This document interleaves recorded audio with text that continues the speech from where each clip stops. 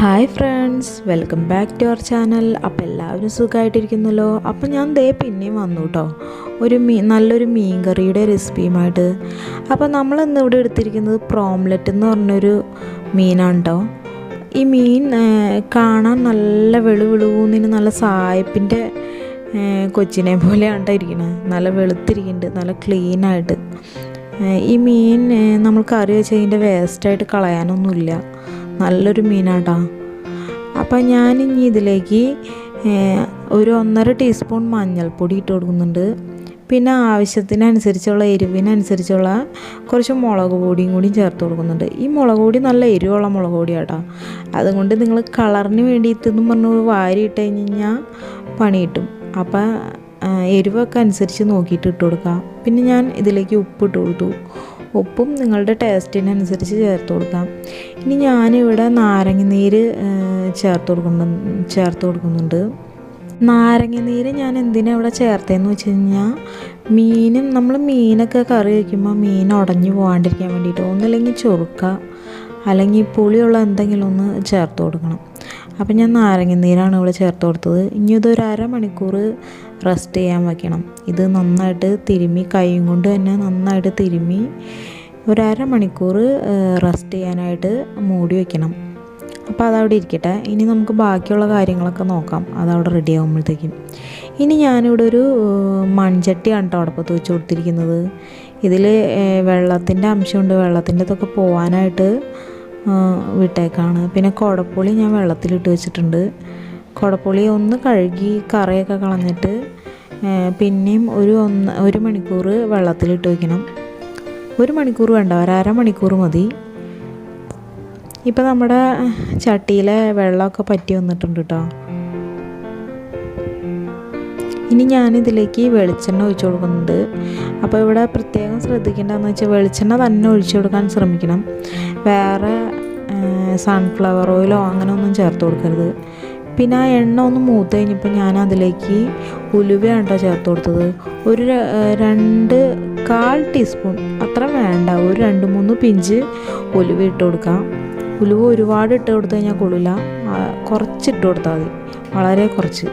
അതൊന്ന് പൊട്ടി വന്നപ്പോൾ ഞാൻ അതിലേക്ക് കടുക് ഇട്ട് കൊടുത്തു. കടുകൊക്കെ പൊട്ടി വന്നു കഴിഞ്ഞപ്പോൾ ഞാൻ അതിലേക്ക് പച്ചമുളക്, ഇഞ്ചി, കറിവേപ്പില, സബോള ഇതൊക്കെ ഇട്ട് കൊടുത്തു. ഇനി നമുക്കതൊക്കെ നന്നായിട്ടൊന്ന് വഴറ്റിയെടുക്കാം.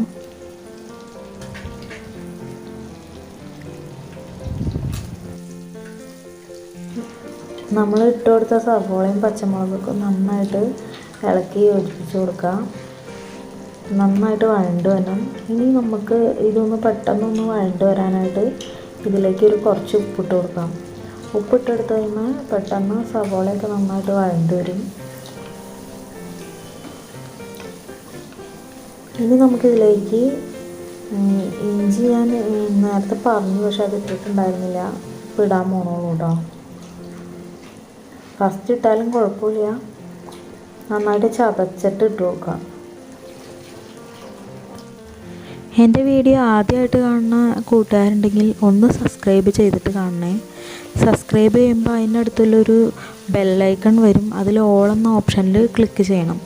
എന്നാൽ മാത്രമാണ് കേട്ടോ ഞാനിടുന്ന വീഡിയോസ് എല്ലാം അപ്പം നിങ്ങൾക്ക് നോട്ടിഫിക്കേഷനായിട്ട് ലഭിക്കുകയുള്ളൂ. അപ്പോൾ ഇതുപോലുള്ള നല്ല നല്ല വെറൈറ്റി റെസിപ്പീസൊക്കെ ഞാൻ ഈ ചാനലിൽ കൂടെ ഷെയർ ചെയ്യുന്നതായിരിക്കും. അപ്പോൾ മറക്കാതെ സബ്സ്ക്രൈബ് ചെയ്യും കേട്ടോ. ഇപ്പോൾ നമ്മുടെ സബോളയൊക്കെ വഴണ്ട് വന്നു. ഞാനിതിലേക്ക് നമ്മൾ വെള്ളത്തിലിട്ട് വെച്ചിരുന്ന കുടംപുളി ഞാനിതിലേക്ക് ഇട്ട് കൊടുത്തു. അതും കൂടി ഇട്ടിട്ട് നന്നായിട്ട് ഇളക്കി മിക്സ് ചെയ്ത് കൊടുക്കാം.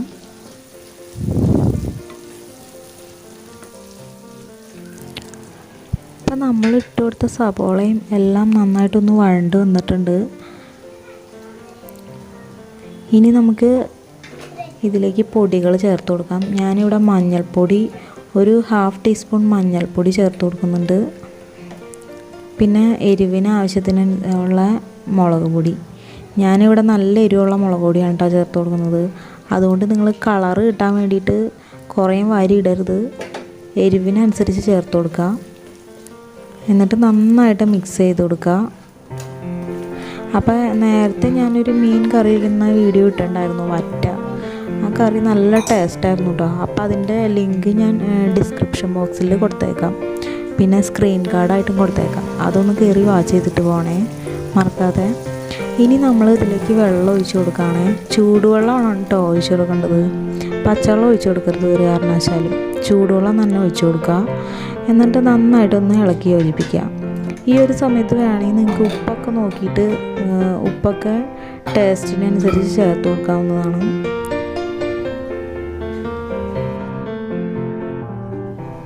ഈ വീഡിയോ എല്ലാവരും സ്കിപ്പ് ചെയ്യാതെ തന്നെ കണ്ടുപോകണേ. സ്കിപ്പ് ചെയ്ത് കഴിഞ്ഞ് കഴിഞ്ഞാൽ ഇടയ്ക്ക് ഞാൻ ചെയ്യുന്നതൊന്നും നിങ്ങൾക്ക് ക്ലിയർ ആവില്ല. പിന്നെ ഞാൻ പറയുന്നത് മനസ്സിലാവാത്തവർക്ക് കാണുമ്പോൾ തന്നെ മനസ്സിലാവാൻ വേണ്ടിയിട്ടാണ് ഞാൻ കുറേയൊന്നും കട്ട് ചെയ്ത് കളയാഞ്ഞത്. അപ്പോൾ സ്കിപ്പ് ചെയ്യാതെ തന്നെ കാണണേ.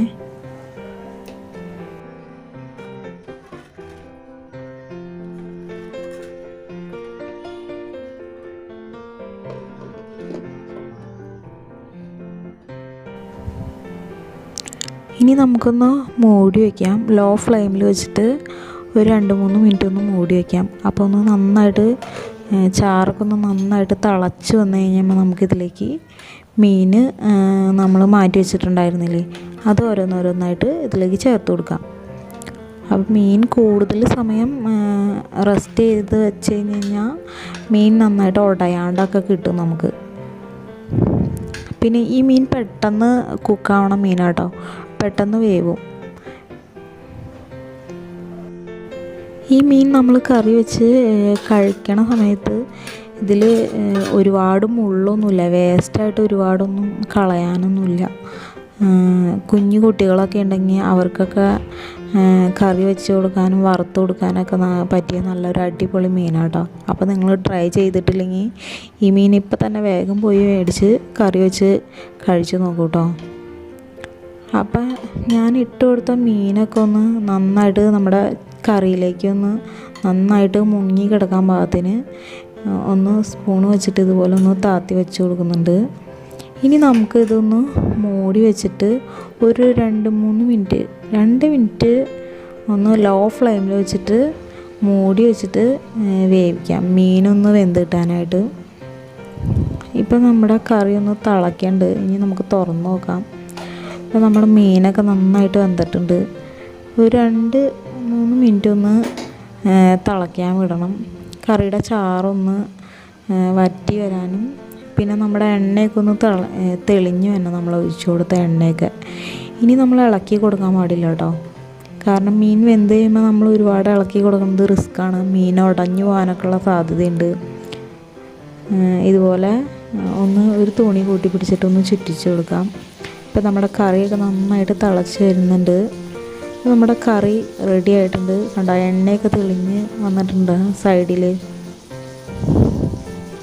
ഇനി ഇതുപോലെ ഒന്ന് ചുറ്റിച്ച് കൊടുക്കാം. ഈ മീൻ ഒരുപാടിട്ട് തിളപ്പിച്ച് ഒരുപാട് വറ്റിക്കാൻ ഇട്ട് കഴിഞ്ഞാൽ മീൻ പെട്ടെന്ന് ഉടയണ മീനാണ്. അപ്പോൾ നമ്മുടെ കറി ഇവിടെ റെഡി ആയിട്ടുണ്ട്. അപ്പോൾ നിങ്ങൾ ഈ മീൻ കറി വെച്ച് കഴിച്ചിട്ടില്ലെങ്കിൽ ഒന്ന് കഴിച്ച് നോക്കൂ കേട്ടോ. പിന്നെ ഒരു ലാസ്റ്റ് സ്റ്റേജ് ആയി കഴിയുമ്പോൾ ഇതിലേക്ക് 2 ടീസ്പൂൺ വെളിച്ചെണ്ണയും കൂടി ഞാനിവിടെ ചേർത്ത് കൊടുക്കുന്നുണ്ട്. അപ്പോൾ നല്ലൊരു അടിപൊളി കറിയാണ്. അപ്പോൾ അപ്പുറത്തെ അടുപ്പിൽ ഞാൻ മീൻ ഫ്രൈ ചെയ്യാനും കൂടി വെച്ചിട്ടുണ്ട്. എനിക്ക് ഫ്രൈ ചെയ്തതിനേക്കാളും ഇഷ്ടമായത് കറി വെച്ച മീനാട്ടോ. നല്ലതാണ്, രണ്ടും കൊള്ളാം, എന്നാലും കറി വെച്ച മീനാണ് എനിക്ക് ഒരുപാട് ഇഷ്ടമായത്. അപ്പോൾ നിങ്ങൾ ട്രൈ ചെയ്ത് നോക്കുക. അപ്പോൾ നമുക്ക് വീണ്ടും നല്ലൊരു വിഭവമായി വീണ്ടും കാണാം. അതുവരയ്ക്കും ബൈ, താങ്ക്സ് ഫോർ വാച്ചിങ്.